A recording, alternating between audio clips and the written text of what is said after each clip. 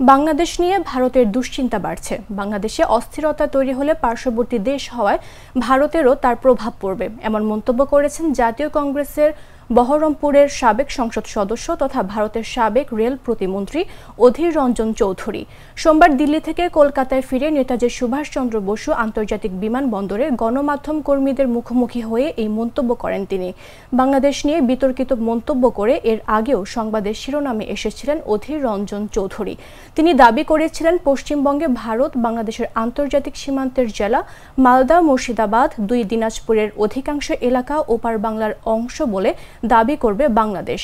তার ওই বিতর্কিত মন্তব্যের পর রাজনৈতিক মহলে ব্যাপক আলোড়ন সৃষ্টি হয়। সোমবার বিমানবন্দরে দাঁড়িয়ে তিনি বলেছেন, বাংলাদেশ নিয়ে আমাদের দুশ্চিন্তা বাড়ছে। যেহেতু বাংলাদেশ আমাদের পার্শ্ববর্তী দেশ, সেখানে অস্থিরতা হলে আমাদের এখানে তার প্রভাব পড়বে, তাই আমাদের দুশ্চিন্তা বাড়ছে।